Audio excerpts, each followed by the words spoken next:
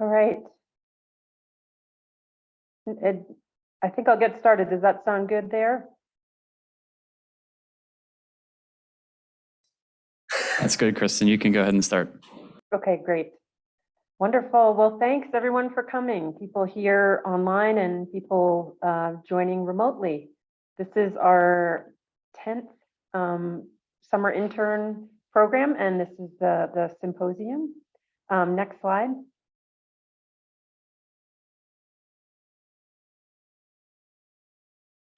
So I hope you all have seen this, but this is our itinerary for today. We're just doing a quick welcome, and then we'll have a little bit of time for discussion at the end. 5 talks to get through, each with a little bit of time for questions at the end of their talk. So next slide. Super quickly, I just want to say that our intern program is a 10-week program where students focus on, from Cornell, all different colleges focused on applied research and outreach projects with internal and external partners, looking at critical water resources issues in New York State. Just a couple logistical things. We are recording this session, so you can share that. Please stay muted. It would be great if you turned your cameras on, but totally up to you. It's fine if you're eating a sandwich. We'd love to see you, but it's all right if you don't want to. Save your questions for the end of the talk. There'll be a little bit of time at the end of each talk. And we're going to be pretty strict about staying on schedule, as some people will be kind of coming and going. So pay attention to Seth. He's going to be in charge of that, keeping us all on time. Next slide. So just super quick thank yous. First to the Ithaca-based staff. You can see them all here. They just did a lot of organization and feedback and just general support, made this project really happen. Again, also with the mentors and partners, which each of the interns will call out. I also want to point out our funders. So DEC's Hudson River Estuary Program and the Great Lakes Program. We also got some staff support through the USDA Technical Assistance and Training Grant through SU Environmental Finance Center. I also want to thank WRI staff throughout for supporting this, both in terms of just giving feedback, ideas, but then also all the great field trips we got to take. And I just want to thank the interns. This has been a really great, strong group of interns. I hope you see that in the results here, but they've really kept a sort of learning mindset throughout this program and have kind of weathered the storm of uncertainty, so which always seems to happen in any project like this. So they've come up with some great results. So I really hope you enjoy it. Looking forward to your feedback. And I think next slide might be the last. Yeah. This is from our trip down to the Hudson. So thank you all for joining us. Looking forward to your comments as we go.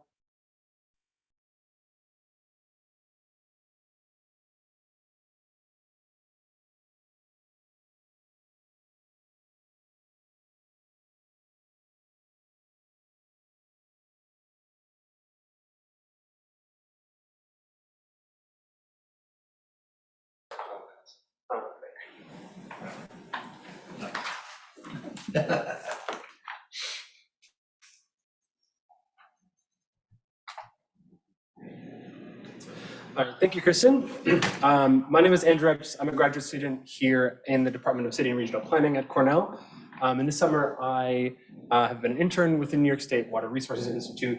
And so I'll be presenting on my primary project today, increasing community flood resilience on Lake Ontario through land use ordinance review. To begin, I'd just like to thank the New York State Water Resources Institute, especially my mentors for this project, Kristen Hitchka and Reva Fonsalker, who really helped to get this project off the ground. I'd also like to thank the WRI staff and interns for their help and feedback throughout this process. And also, this project has been working with Andy Sandstone in Monroe County, so I'd like to thank him and his team as well. So a recent study from the First Street Foundation identified that most of the United States is projected to experience an increase in the costs of flood damage. In New York State, 34 counties, representing 89% of the state's population, will experience a 5 to 25% increase, with Long Island experiencing over 35% increase in the cost of flood damage.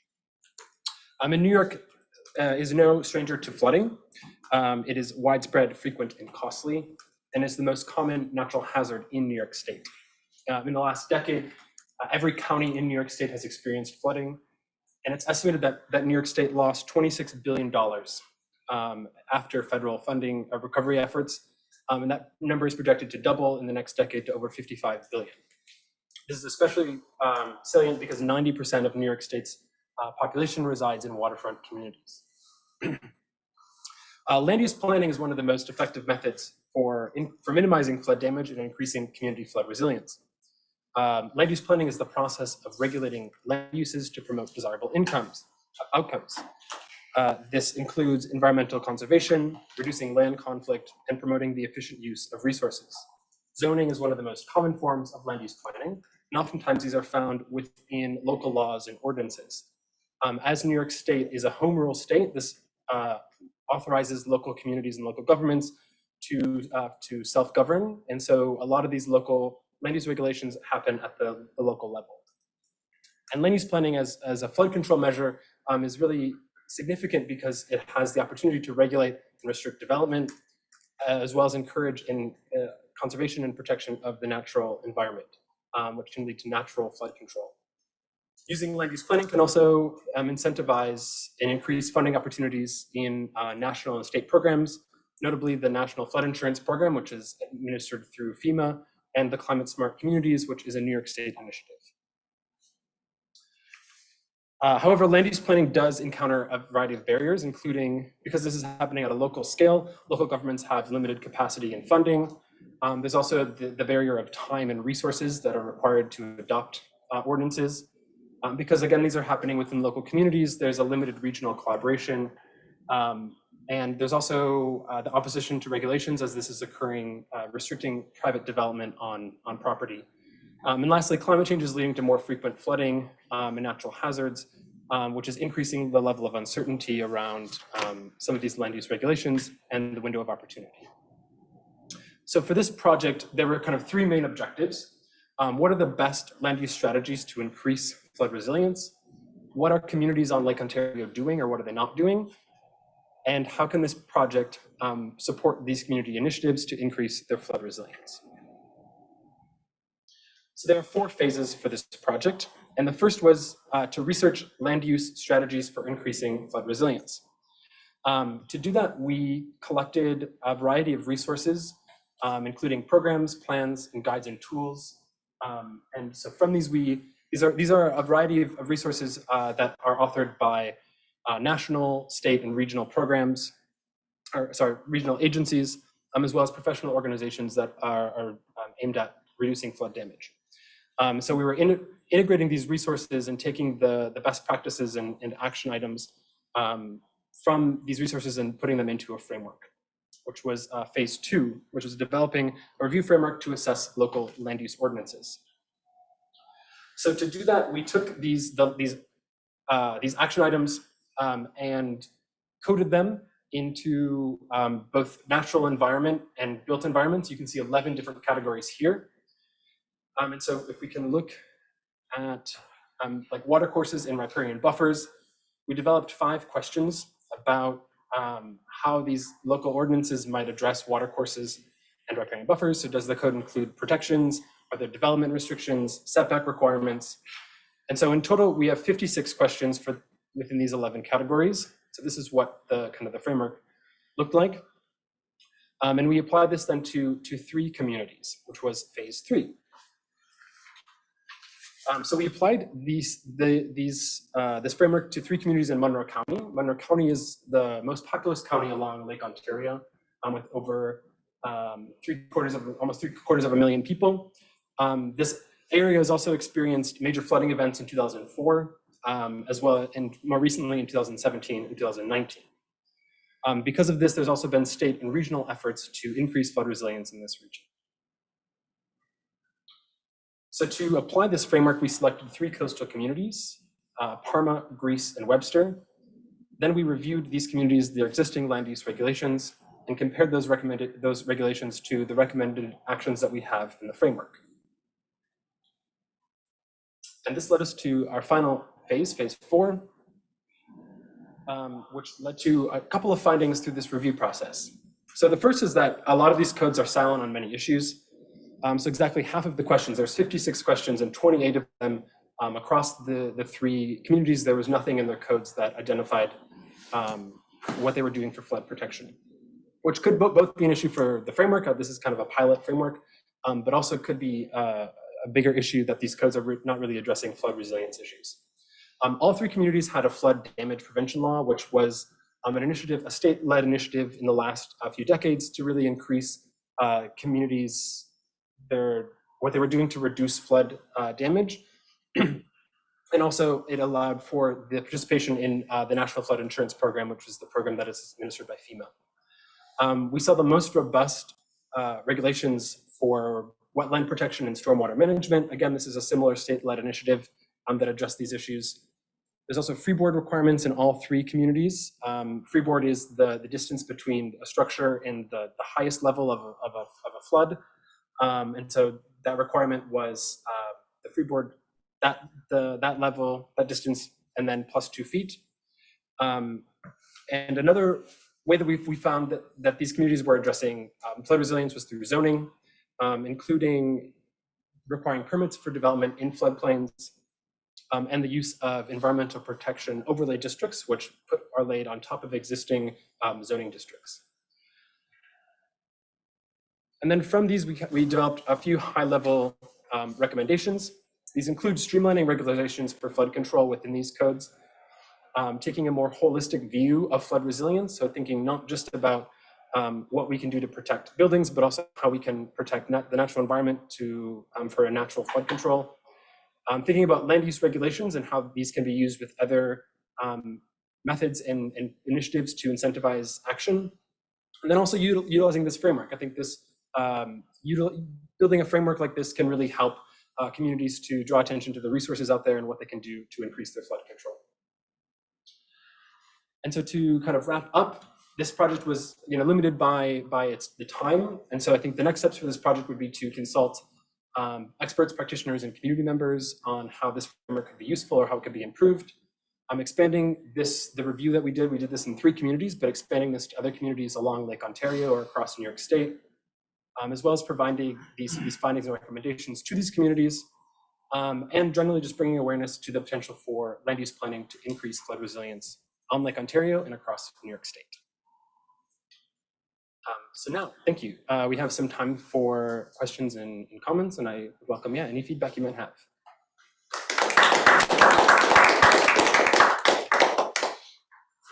Yeah, so hi everybody, I'm Seth. I'm just going to be moderating questions. So we got 5 minutes after each talk.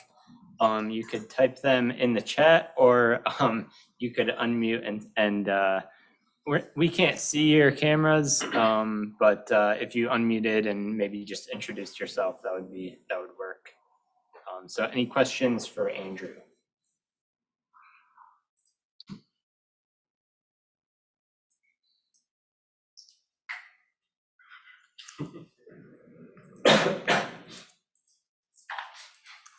Yes, Brian. Hey, Andrew. I know one of those communities, I believe, was a flood smart community, right? That was a program by TNC. Did you see big differences between what they were doing and what the other 2 were doing? So they're all within the same county. Sure.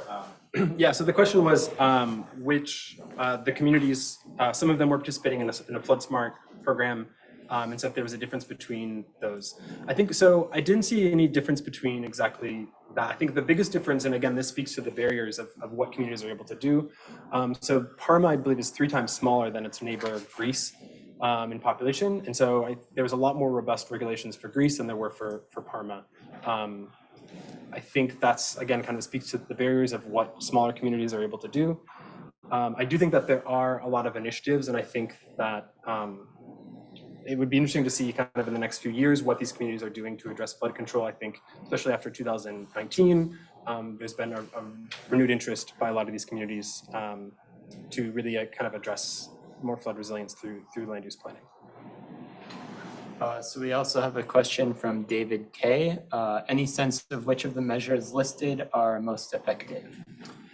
Yeah, I think that was outside really the scope of this project of kind of measuring the effectiveness. I do think that some of the most robust regulations were those that included a variety of both protections for new development as well as existing structures. And also thinking about both the built environment, how we can protect the built environment from flood damage, while also encouraging the conservation and protection of the natural environment. I think, so if I recall, like Webster and Greece both had pretty robust regulations for the natural environment, while Parma was really focused more on some of the built environment and regulations for building requirements and site development. I have a question.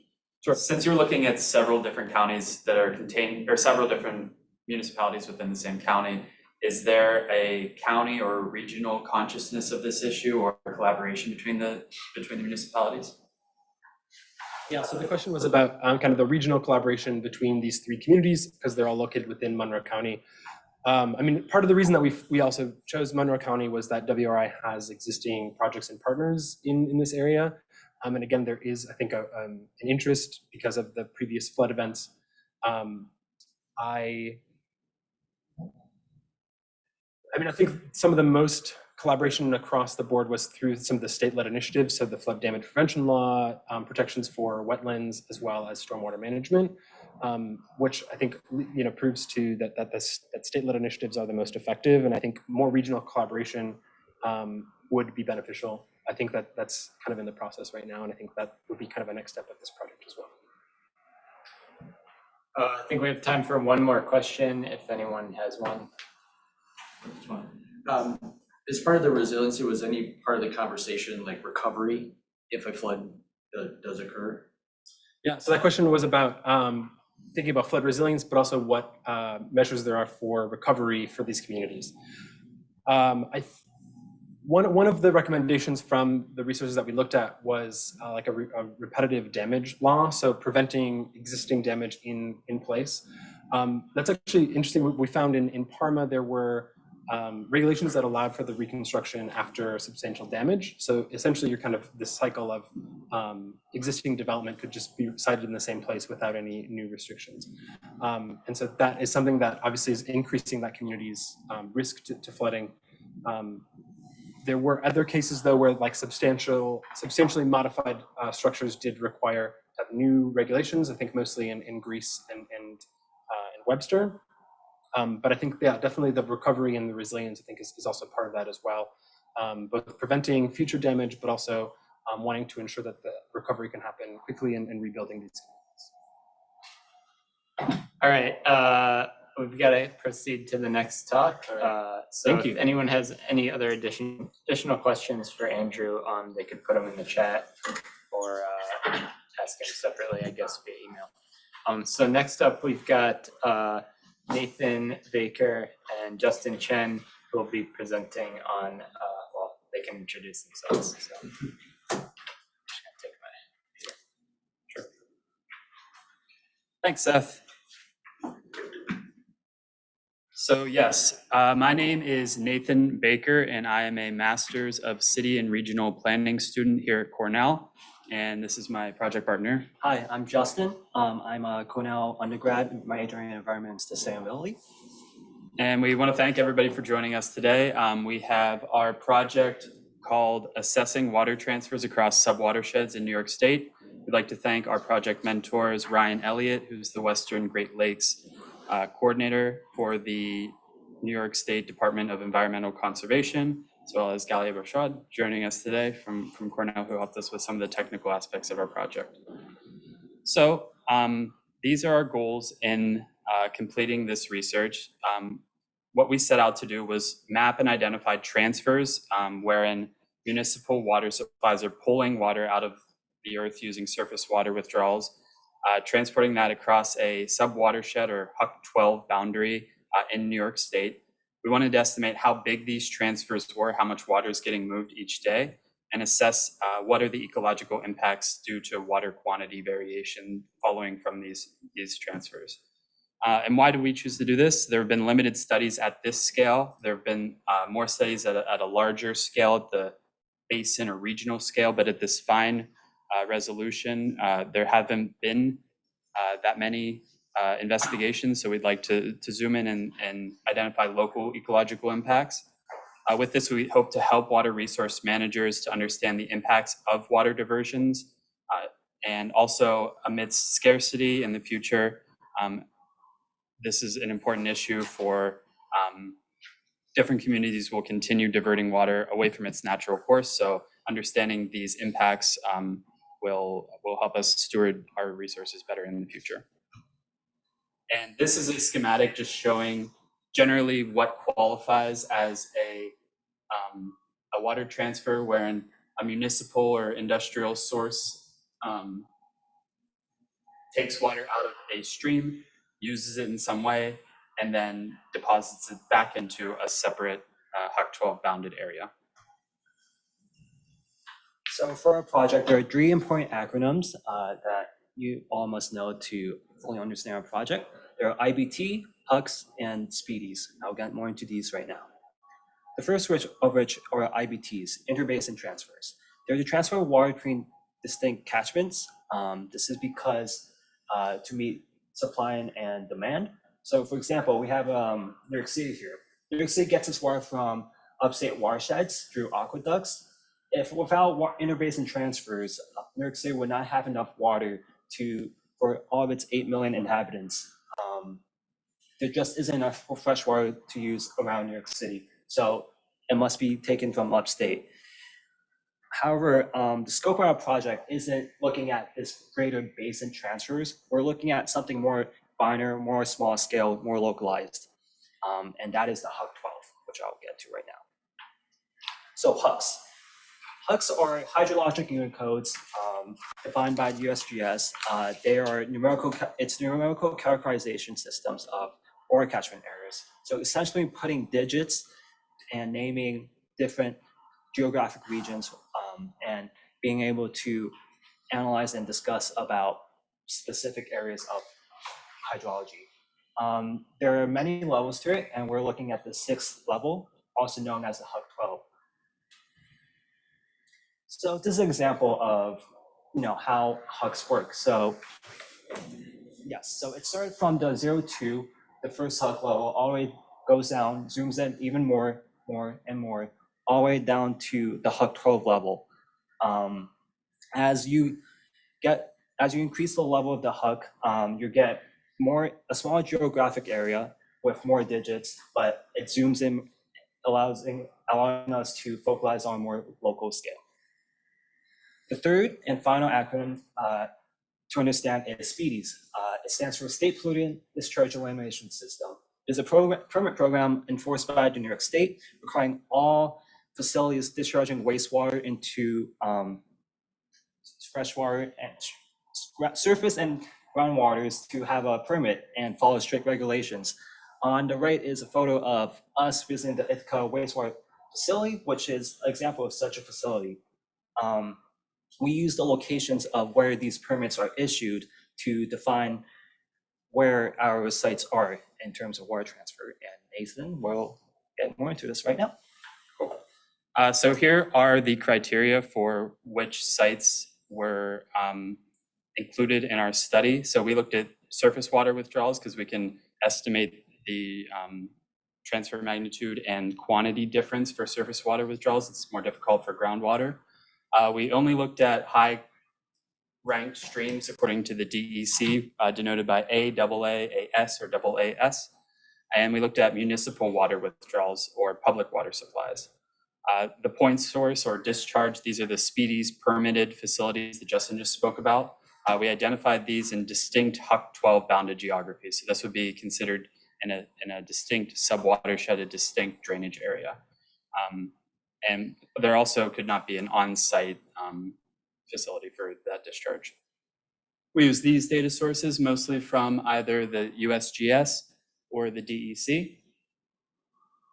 And here is an example of sites that we had identified. I'd like to get rid of this if possible. Well, across New York State, here are 16 sites that we identified with a corresponding transfer magnitude. So this is in millions of gallons per day, and you can see kind of the concentration of where these diversions are happening. Zooming in a little bit further, you can see in the upper Hudson, Lake Champlain as well in Plattsburgh at the north, and then Binghamton here in the south, which was the largest transfer that we identified. In Western New York, there were only 2, in Attica and Cornell. And Attica is one of 2 examples of a transfer happening in the Great Lakes region. And then on the lower Hudson in Southeast New York, you can see there's quite a bit of activity in this area, just due to the hydrology and the water needs of a higher populated area. So in order to estimate this transfer magnitude, we used the following equation where we took the withdrawals and then discounted them by consumptive use. Here are the average daily withdrawals of all the sites that we had identified using our selection criteria, and the average withdrawals in millions of gallons per day that these municipalities are drawing from the earth. Then we needed to discount by a consumptive use. So in our case, we're looking at domestic and public supplies, which have a 12% consumptive use coefficient. This example will show also industrial uses. But how these work, imagine that a town uses or withdraws 1 million gallons per day. 12% of this will be used through drinking, evaporation, lost through leaking pipes, and 88% would then be returned back into the aquifer for domestic uses. Industrial uses about 10%, therefore 90% would get returned back. Going back to our schematic, this shows if 1 million gallons were taken, and you can see the math there, 1.4 million gallons were taken by both uses, and using those consumptive use coefficients, 0.16 million gallons are used and lost. So that means that 1.2 million gallons are returned back into the aquifer, representing a loss of around 11.4%. Here are the consumptive uses that we calculated for each of the different municipalities that we looked at, with final transfer magnitude showed here on the right. And this graph here also has the transfer magnitudes ranked by municipality. So you can see Binghamton has the largest transfer magnitude, going down to Richfield Springs, a much smaller community, only diverting around 100,000 gallons per day. So now Justin's going to speak a bit about the ecological impacts of these diversions. So with water diversions and transfers, there are inevitably going to be ecological impacts, whether it's from withdrawals and decrease the amount of flow in streams and rivers, or discharges, increasing the amount of flows. Our project looks at potential environmental parameters to investigate, setting up future studies. While we do not do any quantification analyses, we're helping future researchers get a first step into what ecological impacts there are, species specific, as well as perhaps for the broader ecosystem implications. We're looking at 2 groups of aquatic life in our project, the first of which are fish, and the second of which are macroinvertebrates. Fish are mobile, they could swim around across many large geographic regions. Water diversions, future water diversions projects related to ecological impacts might look at how geographic distribution of fish changes over time and relates to water transfers. On the other hand, macroinvertebrates are more localized. They can't move as much. They're stuck to their individual communities and sites, and they have relatively short lifespans. What this means is that any changes to water quality or quantity will be reflected in that population. And if environmental conditions become unfavorable, they can't move. They have to reflect that in their communities. So that is why we're looking at the overall health of macroinvertebrates. And one particular type of macroinvertebrates we're looking at are mussels, because they're very important for filtering water and increasing the quality of water.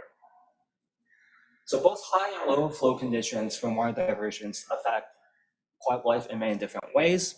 On the left, you have photos of alewife. They're anadromous. They go up to, they come from sea and swim into freshwaters to breed and spawn. High flows might help them through this. And high flows also help freshwater mussels move along plankton and other microorganisms that they feed on. Whereas low flow, without enough adequate flow, mussels might run out of plankton to feed on, while low flow might also increase the temperatures of waters during the summer while decreasing the temperatures of water during the winter, causing physiological stress on all sorts of aquatic life.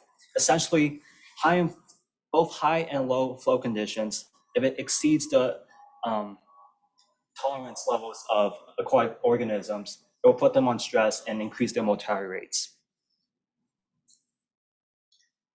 So we talk about what we're looking at and how these aquatic life are impacted. Let's talk about data collection. So we use 3 different sources to investigate.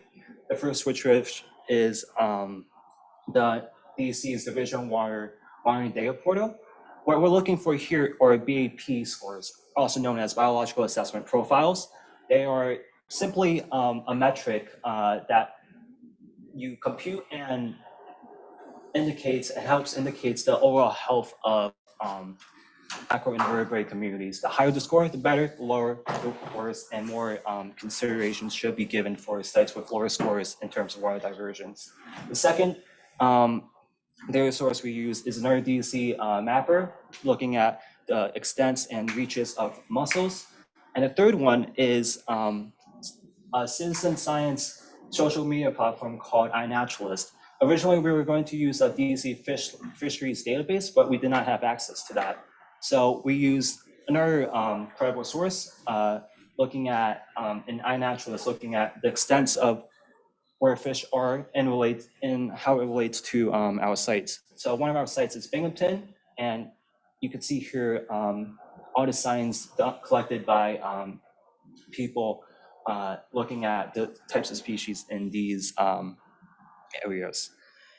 Future studies can expand on all of this, investigating how BAP scores might change, how certain species of mussels and fish might fluctuate, putting some sort of quantification analyses on how exactly these ecological impacts might impact these aquatic organisms, all because of water divergence. And just to finish up here, some of the accomplishments of our research over this summer, we completed an annotated bibliography, identified and mapped 16 HUC-12 transfers, as you've seen. Originally, we were only looking at certain regions, but we expanded this to the entire state of New York. We were able to estimate transfer magnitude, identified upstream withdrawals, discharges, and dams that might be utilized in future calculations of altered stream flow. And we investigated the ecological impacts of these water transfers and developed a methodology for that, as Justin has just outlined. Future analysis opportunities, applying these methods to actual streams using unaltered stream flow estimates could be another a beneficial way to apply our research here. Quantifying ecological impacts in the specific streams, investigating any social economic impacts that are leading from these diversions, and expanding the geographic reach into climatologically similar areas. So with that, I would like to say thank you and open up for questions.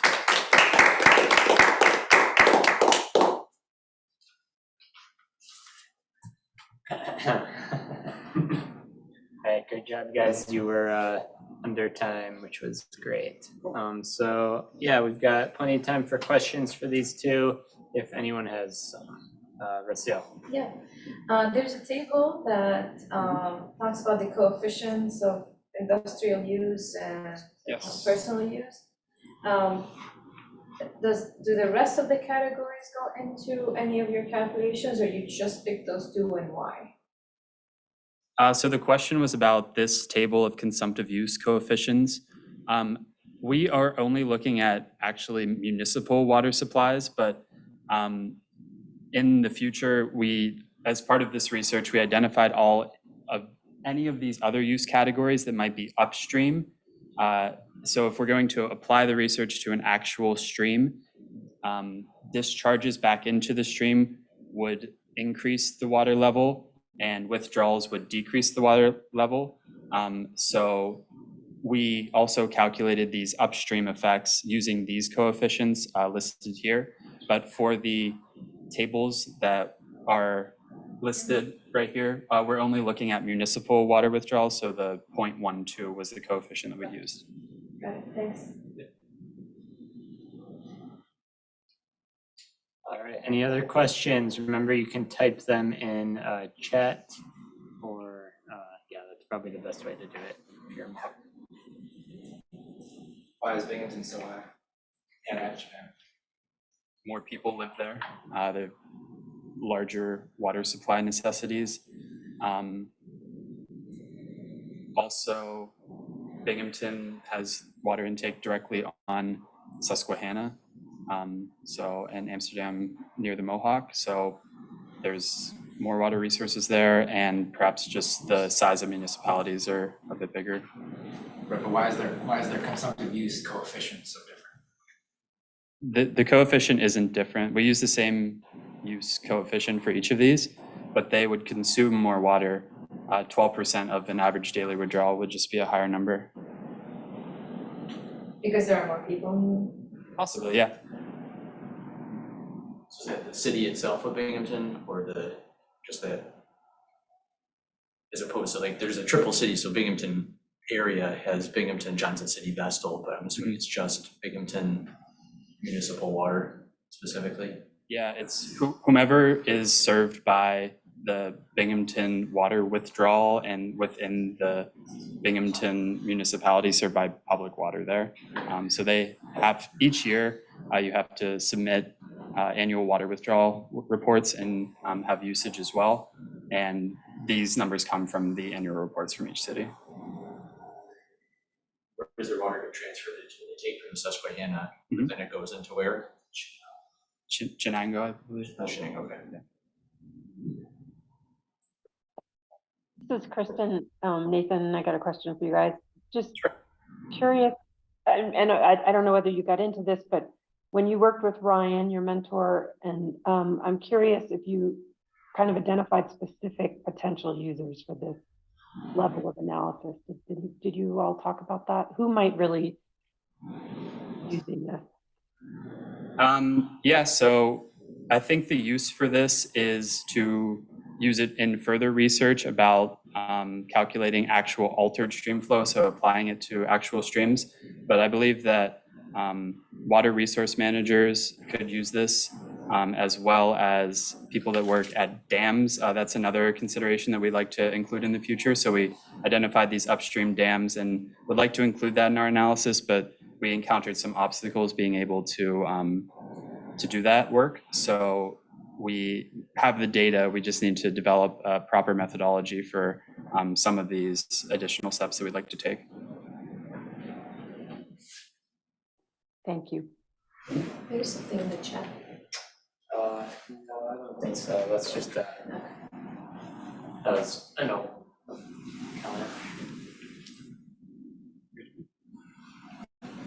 Any other questions? All right. All right. Well, thank you, everybody. Thank you. Yep, so up next, Justin will be staying up here, and we've got Emily joining to talk about bioacoustic. What's that, Kristen? I think maybe we want to, if people could just stretch their legs for a minute, I think we want to try to stay on schedule because I know some people are coming in. So I don't think you're scheduled to start until 3:15. Oh, yeah, that's correct, Kristen. Yeah, so we'll take a short break, 5 minutes, and we'll start the next one at 3:15. Thanks. Yeah, and while we're just sitting here, I just want to throw out, I forgot to mention, we're always looking for new projects and mentors. So if I'll put my information in the chat, but if you have a project idea and or you want to be a mentor in the future, please reach out to me or any other WRI staff. And we usually go through, we'll take suggestions anytime. We can talk through, how to turn an idea into kind of a doable project.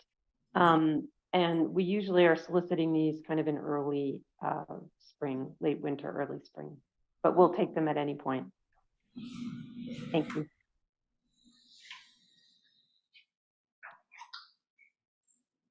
I'll keep asking on the other one. So are those 1 year withdrawals, Yes. like data from No. 1 year, So it's average daily withdrawals.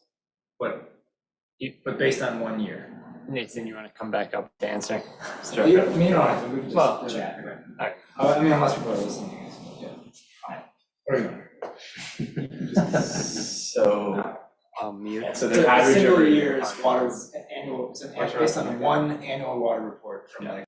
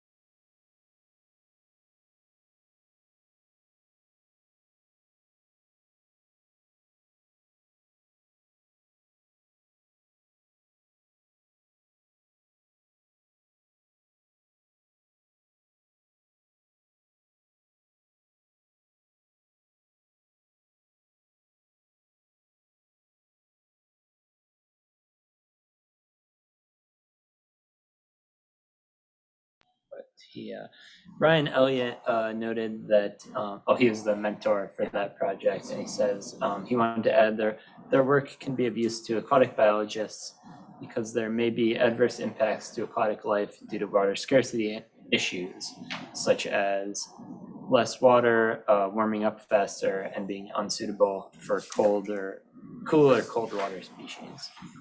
Interesting point. All right, so it's 3:14. You guys want to come up again? And you can introduce yourselves. Justin, of course, has already done that.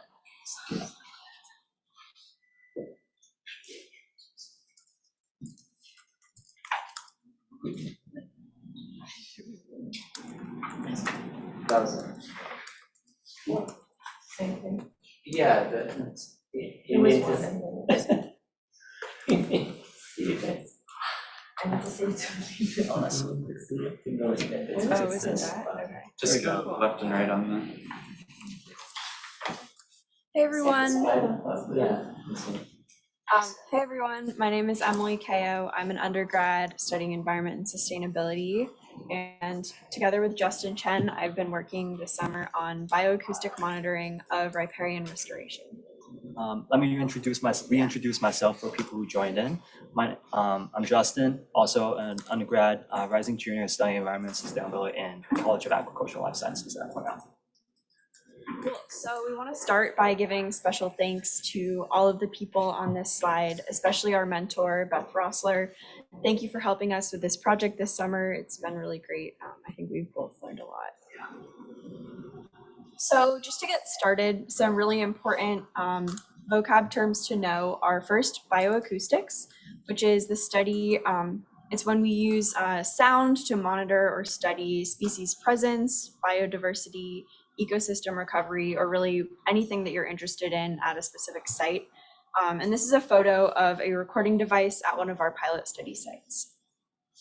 Another key important idea to know about are riparian buffers, which is the area adjacent to a stream. It's usually composed of native trees and shrubs, ideally native. And a healthy riparian buffer will help to filter runoff, they'll reduce water pollution.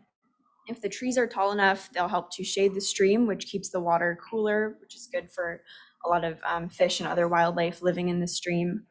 They help to reduce erosion and flooding by holding on to water and soil, and then also overall increase biodiversity by providing a habitat to organisms in the stream and in the buffer. Okay, project purpose. So why are we doing this project? Our goal is to assist the DEC's Trees for Trips program. This program is statewide. It provides native plants for riparian restorations all across the state. To the right, you have a photo of a tree buffer along this stream. It's an example of what this program aims to do across the state.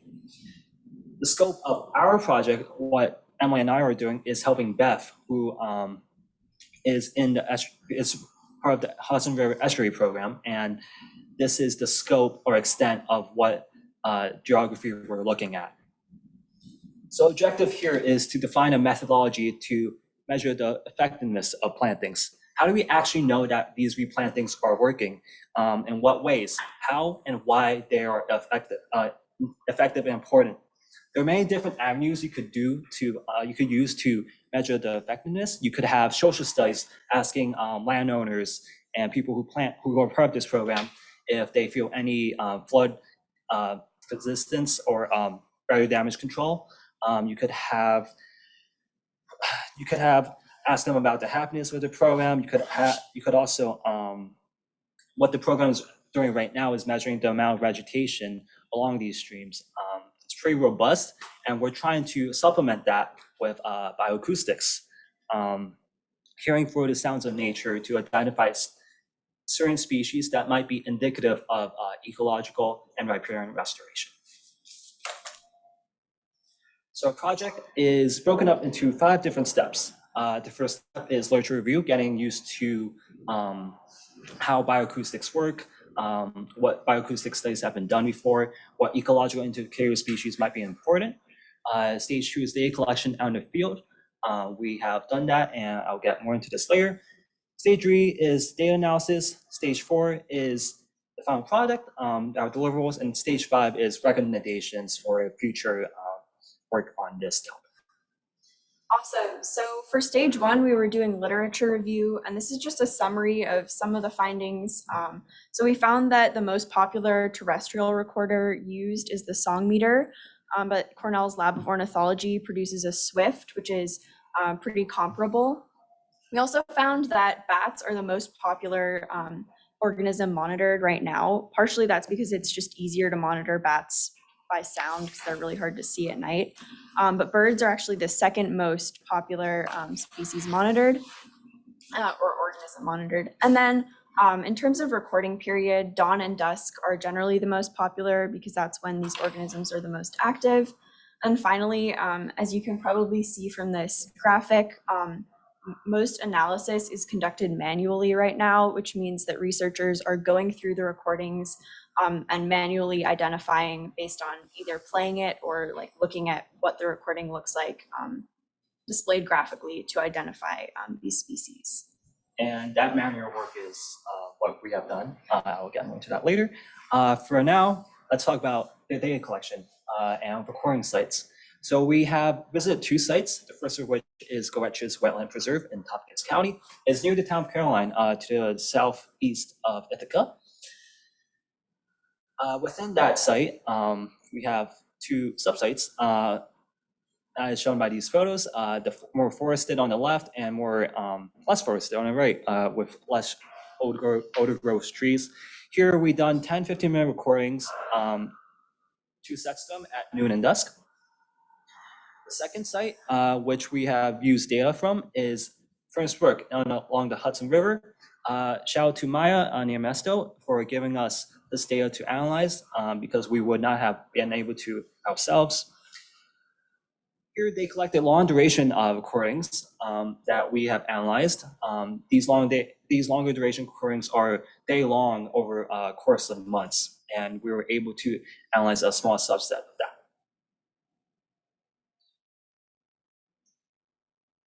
To do the data analysis, we used the Raven software, computer software, to play these recordings and visualize spectrograms, which are basically just visualizations of sounds, enabling us to actually see the sounds.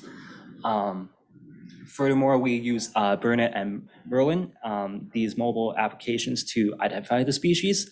So we recorded the species out in the field, we used our recorder, then we played it back and using our phones to identify specific species that we have heard at the site.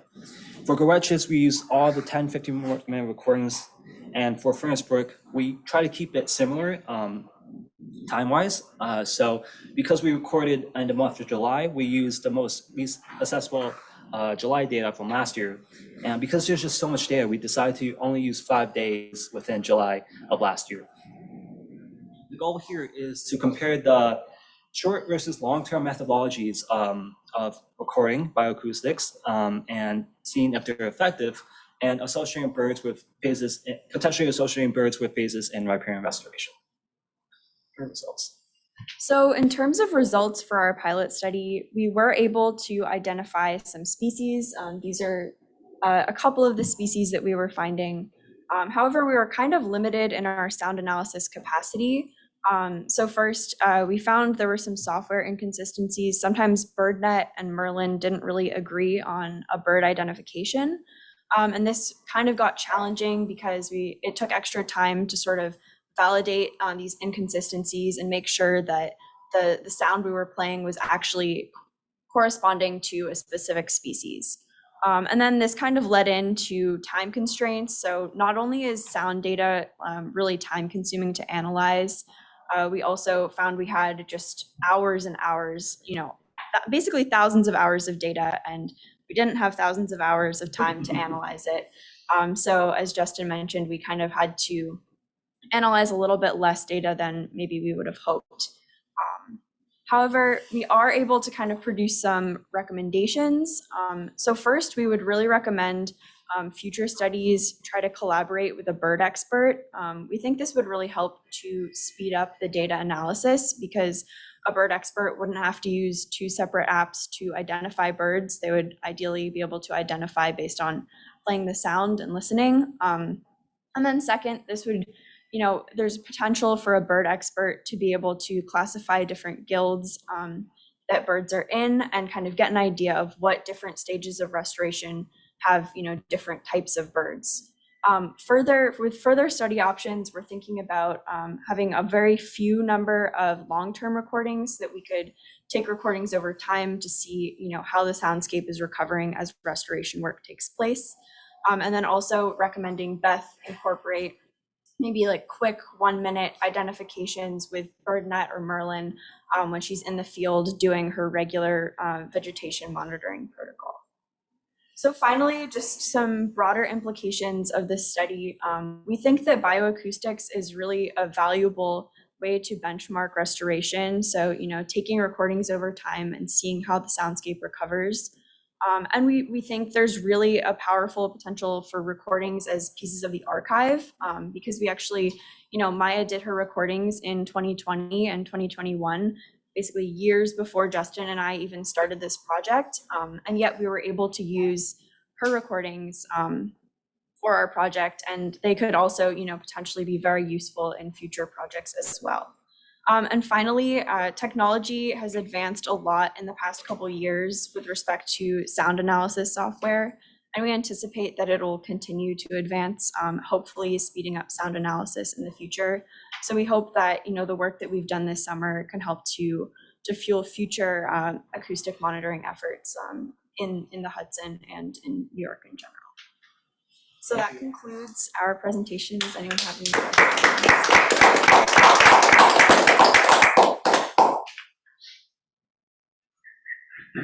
All right, thank you, Justin and Emily.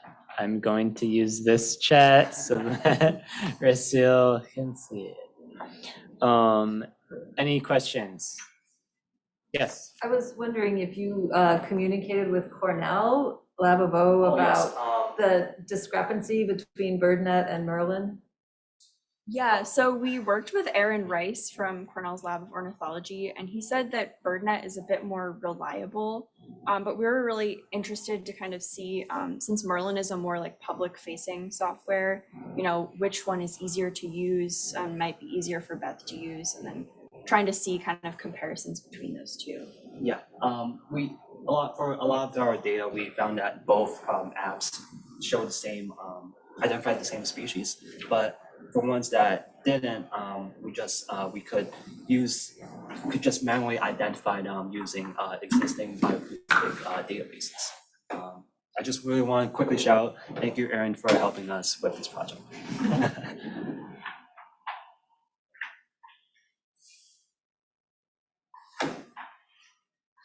I have a few different questions, but I want to give everyone else an opportunity to ask if you have any. I'm in the same boat. Oh, is that you, Kristen? Yeah. Lydia, I don't know if you have any questions. I know you do a lot of riparian work. Yeah, so here's one, and I don't think Beth is listening in, but I was wondering if you guys knew, so this ecological data that has been collected by Trees for Tribs, is this something that Beth's group shares with the landowners whose properties they're working on? So I'm not sure if they share the raw data or, you know, what sort of reporting they do. But I know they're in touch with landowners, and they do get, some landowners are more involved than others. Some are, you know, kind of hands off and just want to plant the trees and then be done. But I think some are more involved in that data and are more interested in the success of their sites. Cool, thanks. Kristen, you want to ask one? You have a question? Are you talking to me? Yeah. Okay, yeah. Yeah. Thank you for all of that. A quick question. I know you talked about it in your lit review a little bit, but what do you see as the potential of looking at other taxa in riparian systems beyond birds? And what are some of the constraints that you see? Yeah, so I think birds were an easy thing to do because there's existing like sort of semi-automatic identification processes with like BirdNet and Merlin.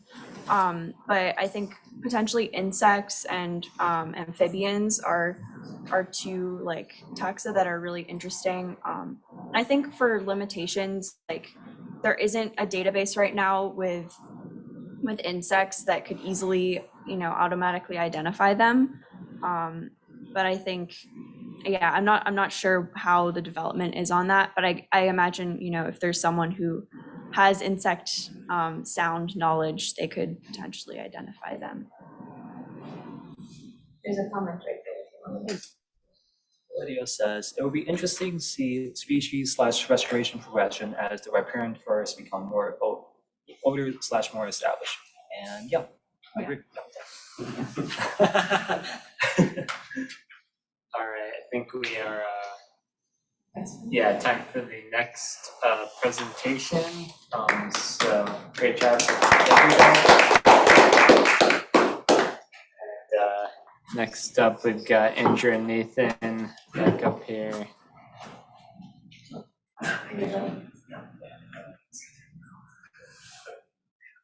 Did I screw it up? Problem. All right, thank you, Seth.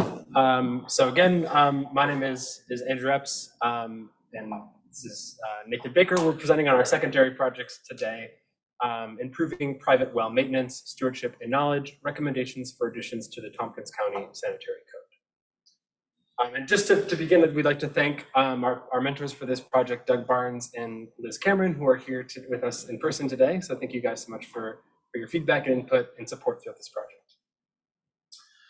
There are 43 million private well users in the United States, meaning that over 15% of the population receives their drinking water from private water systems. Federal requirements from the Safe Drinking Water Act regulate public water supplies, but these regulations do not apply to private water supplies. Further, there are little to no guidance for oversight in state and local sanitary codes, which means that private wells and their owners are at a higher risk of contamination.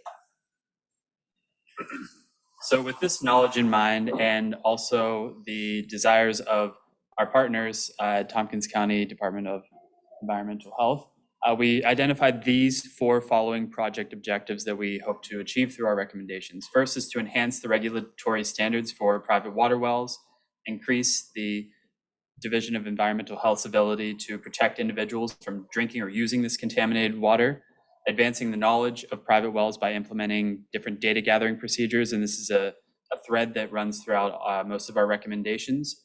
And lastly, to build individual and community capacity for private well stewardship. For private wells are private, and the public agencies have a mandate to protect public health. So we believe a collaborative approach is the best.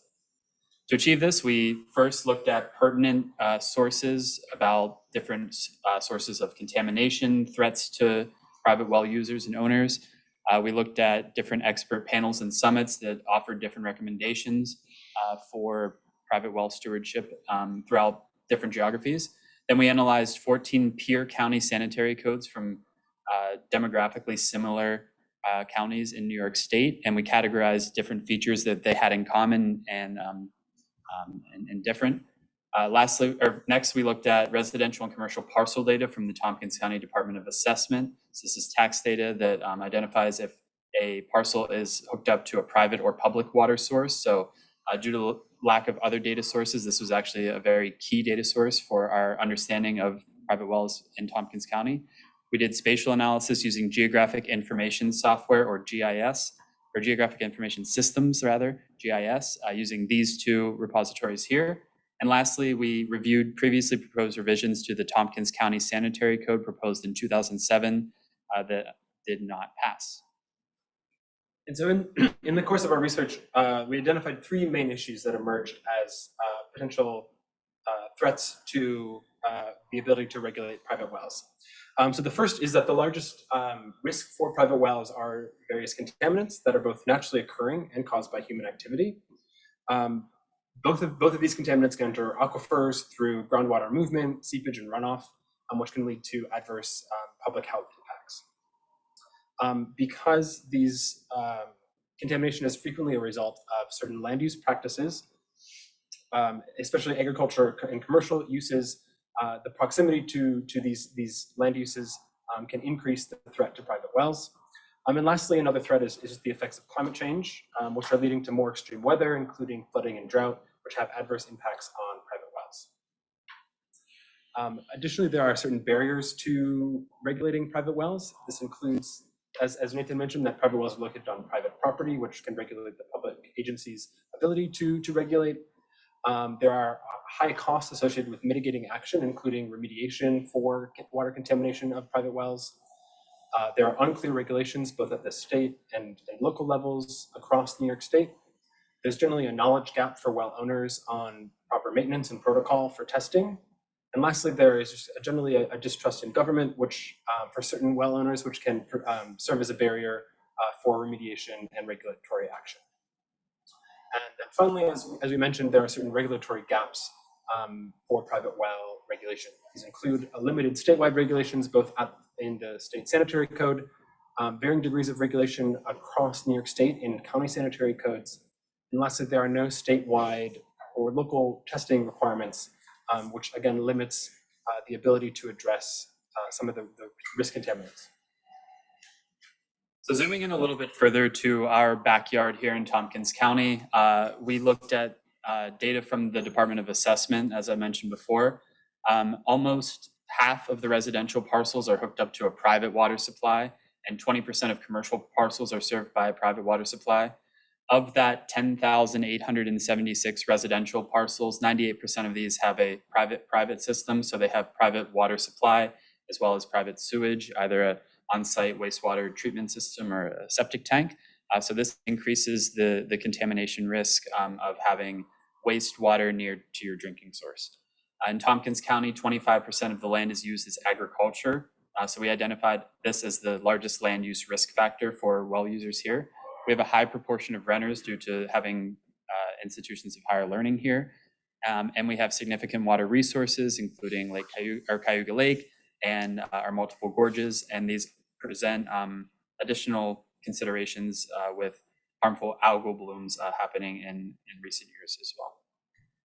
Looking at a map of land use of agriculture, this is residential parcels served by private septic systems in blue. And then we have three categories of agricultural land uses ranked by their propensity to contaminate groundwater. So livestock shown in the darkest red, high risk field crops in orange, and low risk in yellow. This map just shows us that the systems that are using private water are in the rural parts of the county and they're near to agricultural uses. So that's one identification that we can make through this study. Looking at each municipality, you can see the percentage of each that is hooked to a private or public water supply. Most are either 100% one way or the other, or nearly that way. The town of Lansing is an interesting example because there's a split between private and public water. Newfield as well, in the town of Ithaca. So that's an additional consideration when trying to enact regulations in those geographies.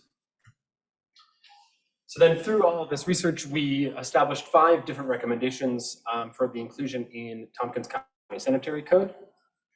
So the first is codifying a well permitting program within the code. Again, as we mentioned, this was previously proposed in 2007. And we think that adopting this now would increase the protection for the regulations for private wells. In addition to that, we suggest requiring the submission of a water well completion report. This is already required by the DEC's water well construction program at the state level, but requiring at the local level would ensure that both local and state agencies are receiving the same information on the same timeline. Also, requiring a permit or notification of well maintenance would increase the authority of local regulation.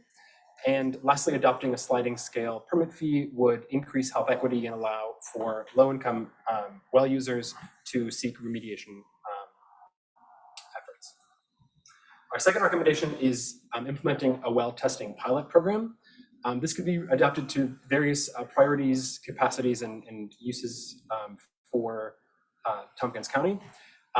This includes identifying testing for specific contaminants, either in various towns or vulnerable parcels, as well as based off of well types and age. So for example, shallow wells, which have a higher risk of contamination. It could also include subsidizing testing for low-income well users, offering tax breaks or other financial incentives to encourage participation in remediation action, and also creating educational resources on well testing. The next recommendation is to codify a required well inspection and water testing upon realty transfer. So when you sell a parcel, you need to perform and prove that the water is not contaminated.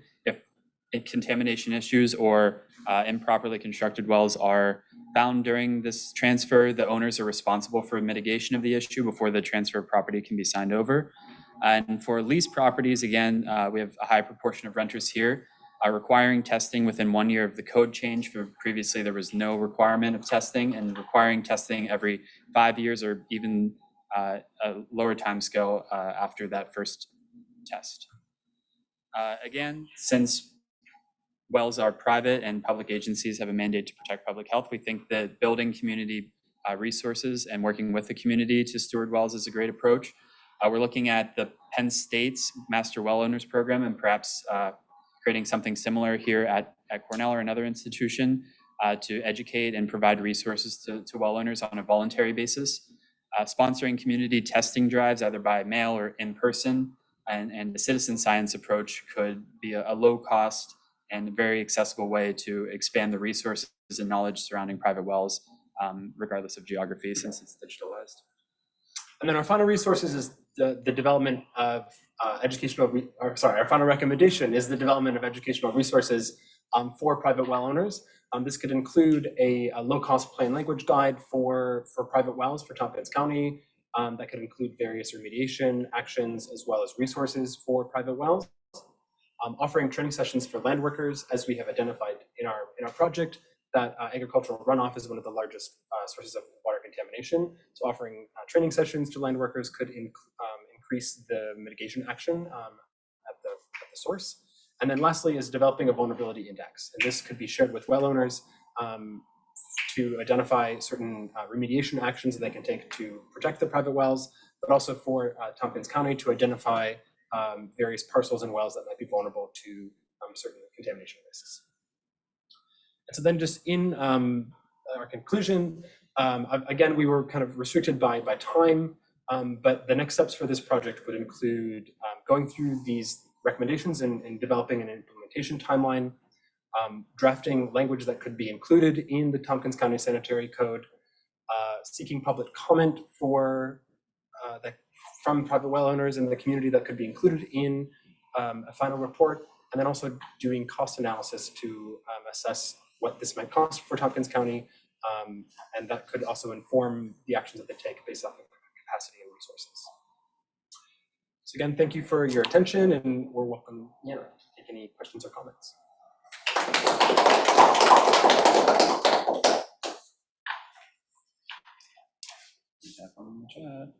All right, any questions? We got Emily Fell.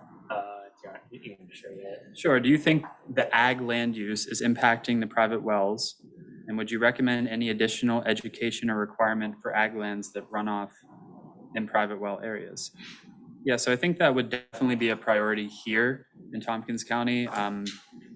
Anywhere where there's a lot of agricultural land use, that should certainly be a priority. And prioritizing different agricultural land uses in proximity to those, I would certainly recommend identifying and offering additional resources and education. I'm not sure about the regulatory framework of requiring a different standard for rural versus less rural areas, but that's a good suggestion. And I also think that some of these contaminants then can lead to different, or some of these land uses then can lead to different contaminants. So where you have runoff from animal waste, for example, that's going to lead to a greater coliform bacteria, when certain pesticides and chemicals could lead to other contaminants. So being able to really identify which contaminants you want to test for, I think could also really shore up how you're testing for private wells.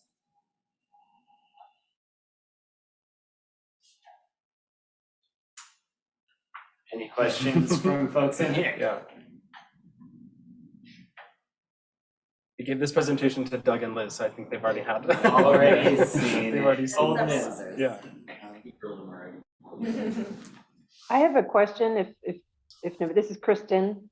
Yeah. I've already seen your talk too, but this time I heard you say, you talked a little bit about developing a vulnerability index. And I'm just curious if you could talk a little bit about that. We don't have a ton of time, but maybe quickly, if you had any examples that you came across or what that might look like.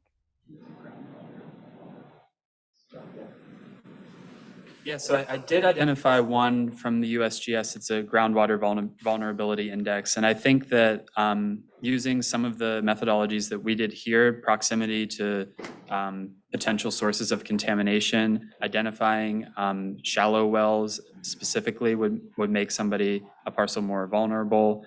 If there's a history of problems in a certain area, that might also be added into the vulnerability index. And maybe climatologically vulnerable zones in floodplains, or those that are especially susceptible to drought, might be another parameter for that vulnerability index. Thank you. All right, well, that's all the time we've got for questions for them. And we've got one last presentation by Emily again.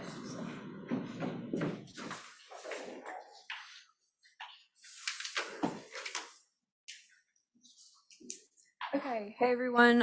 Just to introduce myself again, I'm Emily Kao, studying environment and sustainability at Cornell. I'm a rising senior, and I'll be talking about my secondary project, which was the NYSWRI Point Climate Change exhibit. I want to definitely give extra thanks to everyone on this slide, but especially Lindsay Cooper, Maya Nemesto, and Chris Bowser. Thanks for helping me with this project this summer. Yeah, it was really great. So for just an introduction, NYSWRI Point Environmental Center is located at Mills NYSWRI State Park in Staatsburg, New York. And in addition to conducting environmental monitoring, they also host a lot of field trips for like science education. And so they host sixth graders through college students, and then also members of the community. And they're in the process of doing an exhibit redesign. And they're really interested in developing a climate change exhibit. So for my project this summer, I worked on developing a tree core information panel, and then also a sea level rise selfie exhibit. So for the tree core information panel, it's going to go on this column and kind of look something like that. This is a draft, and yeah, don't worry about reading all of the text. I know it's very busy, but this is what the panel looks like. And then for my work, I made a tree core model by coring a tree. I have some experience doing tree coring, so I was able to actually head over to McGowan Woods at Cornell and take a tree core. And just to kind of interpret the tree core, for those who may not know, every year that a tree is growing, it adds an additional growth ring. And so when we look at how close together or far apart the rings are, we can make some inferences about what the climate was like while the tree was growing. So here, where the rings are really close together, it's likely that the climate was colder and drier, making it harder for the tree to add that additional growth ring, or to add as much.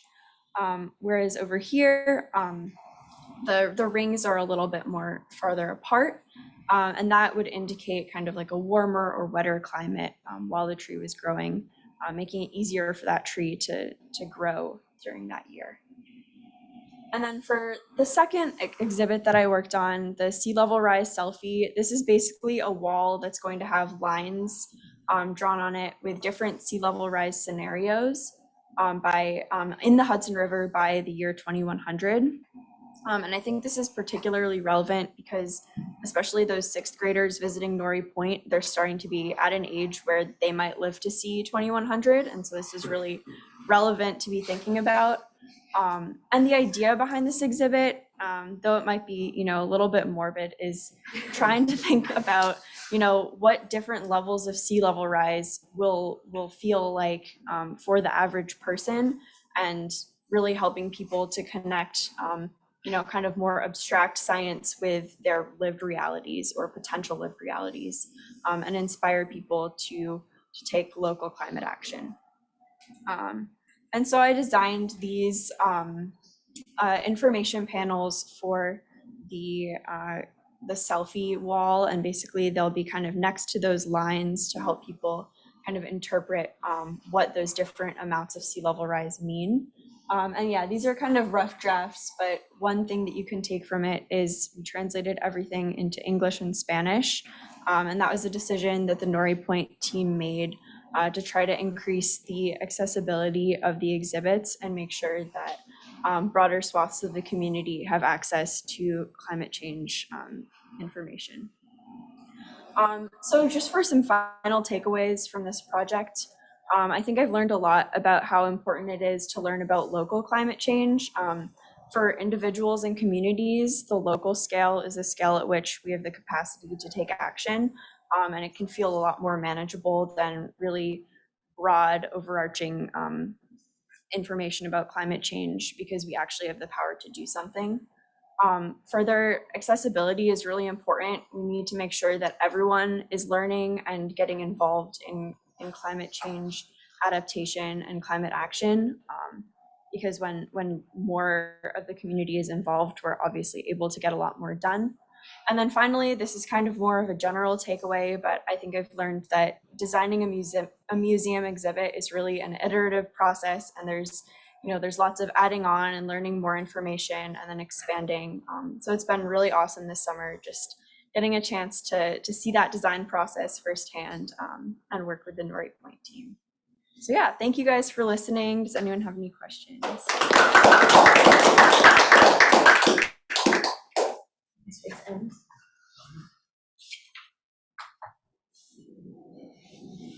All right, any last question? Any questions for this last presentation?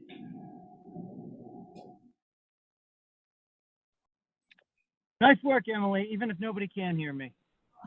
We can hear you, Chris. Yeah! Emily, thank you very much. Great, great work. I particularly like that you were able to bring a whole little piece of your own experience with the tree coring to make an exhibit very personal to you, but I think that many students will react well to that when they see that, because it gives a personal approach to this fairly old school concept of tree ring. So I appreciate that. Thank you. Yeah, it was a lot of fun. Are there any exhibits that inspired you to do something local, something that you thought did a good job? I think the Museum of the Earth was really cool. They have a pretty in-depth climate change exhibit, and I got to meet with Ingrid I forgot her last name. Zabel, from the exhibit design team there, and she talked about kind of a lot of their local climate change research, so that was really cool. Emily, maybe you mentioned it already, but where did the sea level selfie idea come from? I think it was Bowser and Maya. I think we were just kind of meeting and we were talking about having this mural, and then there came the idea of, why not take a selfie in front of the mural, because it's kind of like those things that show different heights, and then you can stand in front of it and see where the sea level rise will come up on. It seems like a great idea. I mean, it's, yeah, like you said, a little morbid, but actually just really personal, and yeah, to really take home how high sea level is going to be. So that was great. It's about how many hours are invested in one particular exhibit? Because you walk through a museum for an hour or two and you say that's nice, but it's hard to appreciate how many hours go into making them. I think the research took a while. I don't really know how long, but the research probably took the most time, and then kind of designing those panels was a lot easier than I expected. Like, I think I budgeted a lot of time to do that, and then I'd already written everything and just putting them on. But I think also the tree coring took a while, just because I had to drive out there and core the tree. It was very buggy and stuff. Yeah. But it definitely, I don't know, some of them took longer. I think some of the panels were really quick and easy to do.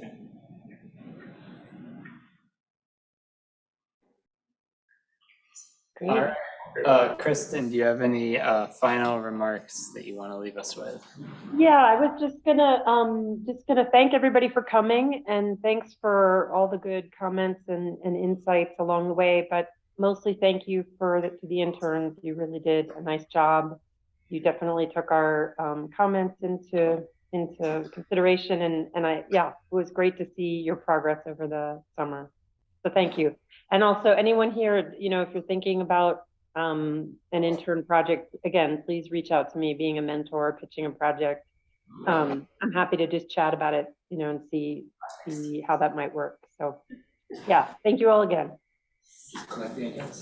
Thank you, everyone. Take care. All right, thank you to everyone who attended.